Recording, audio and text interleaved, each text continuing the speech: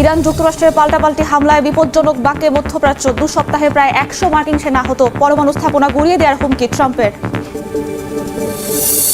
তীব্র হচ্ছে Moscow Kyiv সংঘাত। ইউক্রেনের রুশ হামলায় নিহত 3। বাণিজ্যিক জাহাজে আক্রমণ চালিয়ে যাওয়ার ঘোষণা ক্রেমলিনের। মস্কোয় পাল্টা আঘাত জেলেনস্কি বাহিনীর। গাজায় দখলদার বাহিনীর হামলায় একই পরিবারের 6 সদস্য সহ নিহত 12। লেবাননের দক্ষিণাঞ্চলে অভিযান। ইসরায়েলি সেনা প্রত্যাহারে বৈরুতকে সহায়তার আশ্বাস ট্রাম্পের। এবং প্রচন্ড গরমে ইউরোপে বাড়ছে দাবানল। স্পেনে 30,000 হেক্টর এলাকা বাষ্পীভূত। ফ্রান্সে 2 দমকল কর্মীর প্রাণহানি। ইতালিতে জলপাই বাগান পুড়ে ক্ষতিগ্রস্ত বহু কৃষক। যুক্তরাষ্ট্রের সঙ্গে আলোচনায় ইরান মরিয়া হয়ে উঠেছে বলে দাবি করেছেন মার্কিন প্রেসিডেন্ট ডোনাল্ড ট্রাম্প। তবে তেহরানে হামলা অব্যাহত থাকবে বলে জানিয়েছেন তিনি। ইরানের নতুন পারমাণবিক স্থাপনায় শিগগিরই হামলার হুমকি দিয়েছেন ট্রাম্প। এমনটা হলে যুদ্ধ আরও বিস্তৃত হবে বলে হুঁশিয়ারি দিয়েছে তেহরান। এর মধ্যেই ড্রোন প্রতিহতের দাবি করেছে কাতার, কুয়েত, বাহরাইন। হরমুজ ঘিরেও উত্তেজনা অব্যাহত রয়েছে। স্থানীয় সময় মঙ্গলবার কুয়েত, বাহরাইন ও জর্ডানে মার্কিন স্থাপনা ও হরমুজে একটি জাহাজে হামলার দাবি করেছে আইআরজিসি। দেশগুলোর পক্ষ থেকেও ড্রোন প্রতিহতের কথা জানানো হয়েছে। চলতি মাসে ইরানের হামলায় প্রায় 100 মার্কিন সেনা আহত হয়েছেন বলে খবর প্রকাশ করেছে সিবিএস নিউজ। এদিকে তেহরান আলোচনায় বসতে মরিয়া হয়ে উঠেছে বলে দাবি করেছেন মার্কিন প্রেসিডেন্ট ডোনাল্ড ট্রাম্প। তবে ইরানের আগ্রহকে গুরুত্ব দিচ্ছেন না বলে জানান তিনি। উল্টো দেশটির নতুন পারমাণবিক স্থাপনা পিকেক্স মাউন্টেনে শিগগিরই ভয়াবহ হামলার হুমকি দিয়েছেন ট্রাম্প।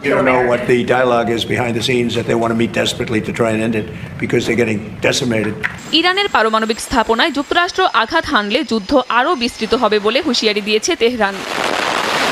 হরমুজ প্রণালীতেও দুপক্ষের উত্তেজনা অব্যাহত রয়েছে। ইরানের বিপ্লবী গার্ড বাহিনী আইআরজিসি জানায় অনিরাপদ পথে চলাচল করা 2টি তেলবাহী জাহাজে ভয়াবহ অগ্নিকাণ্ডের ঘটনা ঘটেছে। অন্যদিকে মার্কিন সেন্ট্রাল কমান্ড জানিয়েছে ইরানের ওপর নৌ অবরোধ কার্যকর করতে 8টি বাণিজ্যিক জাহাজের গতিপথ পরিবর্তন করা হয়েছে ও একটি জাহাজ অচল করে দেওয়া হয়েছে।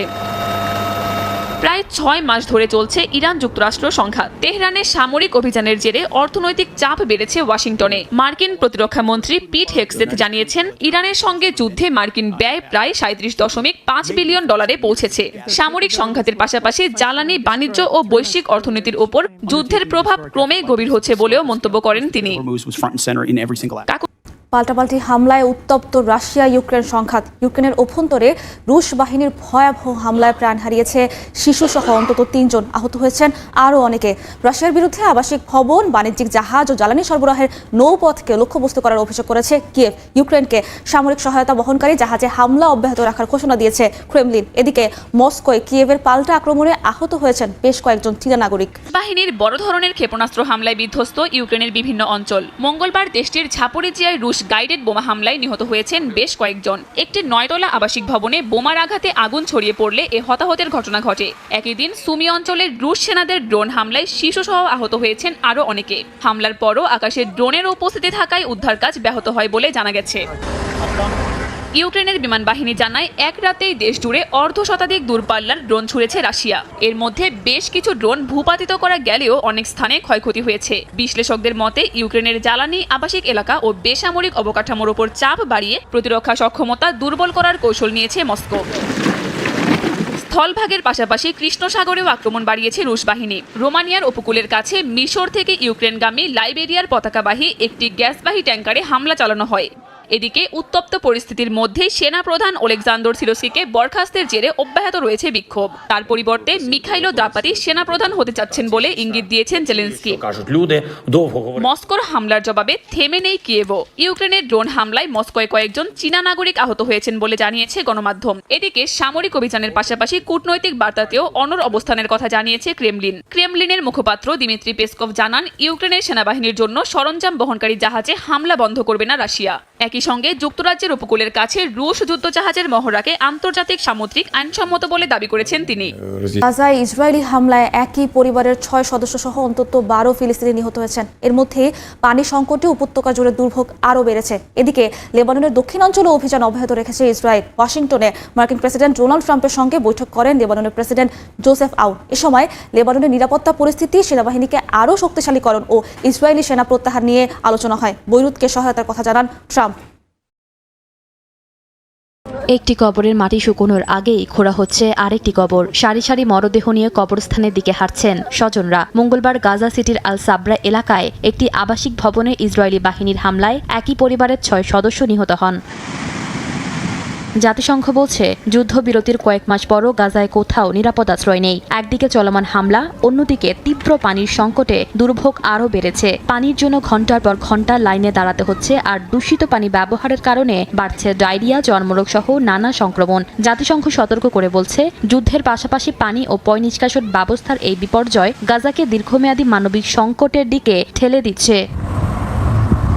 এদিকে লেবাননেও হামলা অব্যাহত রেখেছে দখলদার বাহিনী। তেল আবিব, বৈরুত ও ওয়াশিংটনের মধ্যস্থতায় হওয়া নতুন নিরাপত্তা পরিকল্পনার অংশ হিসেবে দক্ষিণ লেবাননের একটি এলাকায় সেনা মোতায়েন শুরু করেছে লেবাননের সেনাবাহিনী। পরিকল্পনা অনুযায়ী নির্দিষ্ট কিছু এলাকা থেকে ধাপে ধাপে যাবে ইসরায়েলি সেনারা। তবে লেবাননে সেনা মোতায়েন শুরুর পরই উত্তেজনা দেখা দেয়। বৈরুতের অভিযোগ, তাদের সেনাদের লক্ষ্য করে গুলি ছুড়েছে ইসরায়েলি বাহিনী।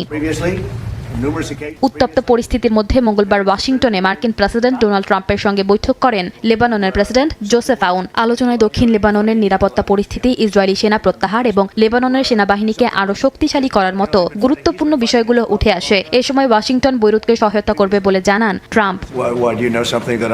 লেবানন বহু বছর ধরে অবহেলিত, তাই আমরা তাদের সহায়তা করব। দেশটির সেনাবাহিনীর সক্ষমতা বাড়াতে সহযোগিতা করা হবে। ইসরায়েল সেনা পুনঃ মোতায়েনের প্রক্রিয়া রয়েছে। প্রয়োজন হলে আমরা হিজবুল্লাহর সঙ্গেও সরাসরি আলোচনায় বসতেও প্রস্তুত। যদিও হিজবুল্লাহ পুরোপুরি নিরস্ত্র না হওয়া পর্যন্ত সীমান্তে নিরাপত্তা অঞ্চল থেকে পুরোপুরি সেনা প্রত্যাহার করা হবে না বলে জানিয়েছে তেল আবিব। ইউরোপে তীব্র তাপপ্রবাহের সঙ্গে পাল্লা দিয়ে বাড়ছে দাবানল। স্পেনে ভয়াবহ আগুনে পুড়ে গেছে প্রায় 30,000 হেক্টর এলাকা। নিরাপদে সরিয়ে নেওয়া হয়েছে বাসিন্দাদের। ফ্রান্সে আগুন নিয়ন্ত্রণ করতে গিয়ে প্রাণ গেছে 2 দমকল কর্মীর। ধোঁয়ার কারণে বিলম্বিত হয় ফ্লাইট চলাচল। ক্ষতিগ্রস্ত হয়েছে ঘরবাড়িও। দাবানলে পুড়ছে বলিভিয়া, আলজেরিয়াও। ইতালিতে জলপাই বাগান পুড়ে যাওয়ায় ক্ষতির মুখে কৃষকেরা। সময় যত গড়াচ্ছে, স্পেনে ভয়াবহ আকার ধারণ করছে দাবানল। দেশটির লা মিওরোলা এলাকায় পুড়ে গেছে 30,000 হেক্টরের বেশি এলাকা। 34টি পৌর এলাকা থেকে সরিয়ে নেওয়া হয়েছে বাসিন্দাদের। আবহাওয়া বিভাগ বলছে, স্পেনে তাপমাত্রা 40 ডিগ্রি সেলসিয়াস ছাড়িয়ে যেতে পারে। এতে দাবানলের ঝুঁকি বাড়ার আশঙ্কা রয়েছে। তীব্র তাপপ্রবাহে দাবানলে পুড়ছে ফ্রান্সের দক্ষিণাঞ্চলও। আগুনে পুড়ে গেছে প্রায় 500 হেক্টর এলাকা। ক্ষতিগ্রস্ত হয়েছে ঘরবাড়িও। বিমান ও হেলিকপ্টার দিয়ে আগুন নিয়ন্ত্রণে কাজ করছেন শত শত দমকল কর্মী। বলিভিয়ার দক্ষিণাঞ্চলের তারিজায় দাবানল ছড়িয়ে পড়ায় জরুরি অবস্থা ঘোষণা করা হয়েছে। প্রবল বাতাসে নিয়ন্ত্রণে আসা আগুন আবারও ছড়িয়ে পড়ায় দুর্গম পাহাড়ি এলাকায় অভিযান চালাচ্ছেন দমকল কর্মীরা। আলজেরিয়ায় বিভিন্ন প্রদেশেও একের পর এক দাবানল দেখা দিয়েছে। সোমবার থেকে শতাধিক আগুনের রেকর্ড করা হয়েছে। এর মধ্যে কয়েকটি নিয়ন্ত্রণে এলেও বাকি আগুন নেভানোর কাজ এখনও চলছে। এদিকে ইতালির সিলিসিতেও দাবানলের ক্ষতির মুখে পড়েছেন কৃষকেরা। আগুনে পুড়ে গেছে জলপাই বাগানের বিস্তীর্ণ এলাকা। বহু বছরের গাছ ধ্বংস হওয়ায় এবার জলপাই উৎপাদন নিয়ে শঙ্কায় স্থানীয় কৃষকরা। আগুন নেভাতে দমকল কর্মীদের সঙ্গে কাজ করছেন স্থানীয়রাও। এদিকে দাবদাহের দাপট এখনও কমেনি। তীব্র গরমে ভুগছেন গ্রিস ও উত্তর মেসিডোনিয়ার বাসিন্দারা। গ্রিসে বুধবার তাপমাত্রা 42 ডিগ্রি সেলসিয়াসে পৌঁছাতে পারে বলে সতর্কতা জারি করা হয়েছে। এথেন্সে পর্যটক ও বাসিন্দাদের জন্য পানি ও চিকিৎসা সহায়তার ব্যবস্থা করা হয়েছে। উত্তর মেসিডোনিয়ার রাজধানী স্কোপিয়েতেও তাপমাত্রা 39 ডিগ্রি সেলসিয়াসে পৌঁছেছে। সরাসরি রোদে না যাওয়ার পরামর্শ দিয়েছেন চিকিৎসকরা।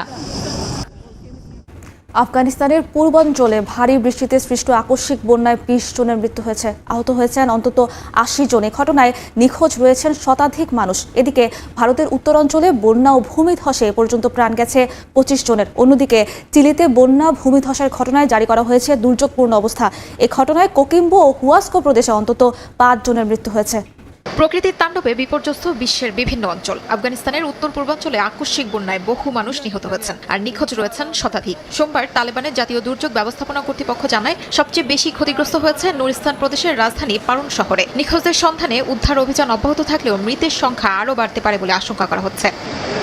এদিকে ভারতের উত্তর ও উত্তর পূর্বে টানা ভারী বৃষ্টির কারণে সৃষ্ট বন্যা ও ভূমিধসে এ পর্যন্ত কয়েকজনের মৃত্যু হয়েছে। আবহাওয়া দপ্তর আগামী কয়েকদিন আরও ভারী বৃষ্টির পূর্বাভাস দিয়েছে। কাশ্মীরের পুঞ্জ ও রাজৌরি জেলায় আকস্মিক বন্যায় নির্মাণ কাজের যন্ত্রপাতি, যানবাহন ও দোকানপাট ভেসে যায়। কাদা ও ধ্বংসস্তূপে ঢেকে গেছে সড়কগুলো। বহু ভবন ক্ষতিগ্রস্ত হয়েছে। কাদার নিচে চাপা পড়েছে অসংখ্য যানবাহন। অন্যদিকে চিলির কোকিম্বো ও হুয়াস্কো প্রদেশে টানা ভারী বৃষ্টিতে সৃষ্ট বন্যা ও ভূমিধসের পর দুর্যোগপূর্ণ অবস্থা ঘোষণা করেছে সরকার। এ দুর্যোগে কয়েকজন হতাহত হয়েছেন। ভূমিধসে ক্ষতিগ্রস্ত ক্রুজদেকানা এলাকায় সেনাবাহিনীর হেলিকপ্টারে মরদেহ সরিয়ে নেওয়া হয়। নিরাপদ স্থানে সরিয়ে নেওয়া হচ্ছে বাসিন্দাদের। স্থানীয় বাসিন্দারা এই ঘটনাকে এক ভয়াবহ ট্র্যাজেডি হিসেবে বর্ণনা করেছেন। ভেনেজুয়েলায় ভয়াবহ ভূমিকম্পের পর জীবনের ঝুঁকি নিয়ে মানুষের পাশে দাঁড়িয়েছে ছোট্ট শিশু সেবাস্তিয়ান কোরো। উদ্ধারকারীদের সঙ্গে কাঁধে কাঁধ মিলিয়ে কাজ করে সে এখন হয়ে উঠেছে লাখো মানুষের অনুপ্রেরণা। সবাই তাকে চিনছে ভেনেজুয়েলার ছোট্ট উদ্ধার যোদ্ধা নামে। বয়স মাত্র 10 বছর, আর এ বয়সে ধ্বংসস্তূপে নেমে জীবনের ঝুঁকি নিয়ে মানুষের পাশে দাঁড়িয়েছে ছোট্ট এই শিশু। ধ্বংসস্তূপে ছড়িয়ে আছে ক্ষতচিহ্ন, চারদিকে স্বজন হারানোর আহাজারি। এমন ভয়াবহ বিপর্যয়ের মধ্যে উদ্ধারকর্মীদের হেলমেট পরে মানুষের পাশে দাঁড়ানো ছোট্ট এই শিশুর নাম সেবাস্তিয়ান কোরো। যে বয়সে অন্য শিশুরা খেলাধুলা আর স্কুলের ব্যাগ নিয়ে ব্যস্ত থাকে, ঠিক সে সময় ভয়াবহ ভূমিকম্পে উদ্ধারকর্মীদের সঙ্গে কাঁধে কাঁধ মিলিয়ে কাজ করে সে এখন হয়ে উঠেছে লাখো মানুষের অনুপ্রেরণা। সাহস, দায়িত্ববোধ আর মানবিকতায় মুগ্ধ হয়ে সবাই এখন তাকে চেনে এল তোপিতো ভেনেজোলানো, অর্থাৎ ভেনেজুয়েলার ছোট্ট উদ্ধার যোদ্ধা নামে। ধ্বংসস্তূপের মাঝেও মানুষের পাশে দাঁড়ানো এই শিশুর অনুপ্রেরণাদায়ক গল্প এখন ছড়িয়ে পড়েছে বিশ্বজুড়ে। গত জুনে 7.2 ও 7.5 মাত্রার দুটি শক্তিশালী ভূমিকম্পে ভয়াবহ ক্ষয়ক্ষতির মুখে পড়ে ভেনেজুয়েলা। সবচেয়ে বেশি ক্ষতিগ্রস্ত হয় বন্দর নগরী লা গুয়েরা। ধসে পড়ে বহু ভবন, প্রাণ হারান হাজারো মানুষ। সেই বিপর্যয়ের পর থেকেই অবসরপ্রাপ্ত সিভিল প্রোটেকশন স্বেচ্ছাসেবক দাদা ক্রিস্টোবাল কোরোর সঙ্গে উদ্ধার কাজে নেমে পড়ে সেবাস্তিয়ান। শুরুতে উদ্ধারকর্মীদের সঙ্গে ধ্বংসস্তূপে প্রয়োজনীয় সামগ্রী পৌঁছে দেয়া, পানির বোতল বহন এবং ক্ষতিগ্রস্ত পরিবারগুলোর পাশে দাঁড়ানোর মতো কাজ করত সে। পরে ধ্বংসস্তূপ থেকে দুটি প্রাণী জীবিত উদ্ধার করে সবাইকে বিস্মিত করে ছোট্ট এই শিশু। বয়সের তুলনায় তার সাহস, দায়িত্ববোধ এবং নিষ্ঠা মুগ্ধ করেছে উদ্ধারকর্মীদেরও। শিশুদের মধ্যে এমন মানবিক মূল্যবোধ সমাজের জন্য বড় অনুপ্রেরণা। বর্তমানে একটি ত্রাণ কেন্দ্রে স্বেচ্ছাসেবক হিসেবে কাজ করছে সেবাস্তিয়ান। সেখানে কর্মরতরা জানান, বয়সে ছোট হলেও সে সবসময় সবাইকে নিরাপত্তার বিষয়টি মনে করিয়ে দেয়, সবাইকে সতর্ক থাকতে বলে এবং একজন অভিজ্ঞ উদ্ধারকর্মীর মতোই দায়িত্ব পালন করে সে। আমি বড় হয়ে একজন দমকল কর্মী হতে চাই। মানুষের জীবন বাঁচানোর কাজই হবে আমার ভবিষ্যতের মূল লক্ষ্য।